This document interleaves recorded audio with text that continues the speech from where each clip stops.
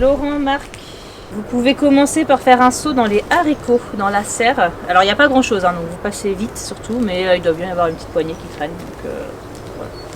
On peut commencer par ça et après on passera aux tomates. Là, il y en a un petit peu plus.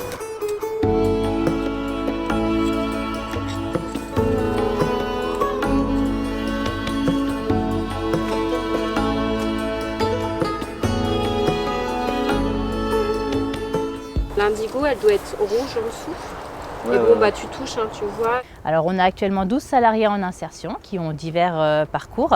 Certains n'ont pas travaillé depuis longtemps, d'autres répondent à d'autres critères comme bénéficiaire du RSA, famille monoparentale ou encore autres parcours plus ou moins compliqués. On regarde surtout la motivation de la personne, l'envie de travailler, l'envie de reconstruire son projet professionnel.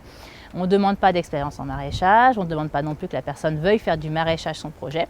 C'est juste qu'elle ait envie de travailler ici et sur son projet. Ce projet, il cumule pour moi deux intérêts. Il y a l'intérêt social, c'est-à-dire qu'on vit en société et qu'il faut que la société inclue tout le monde et redonne une chance, même si à un moment donné, on n'a pas fait les bons choix ou on a vécu des choses qui n'étaient pas faciles.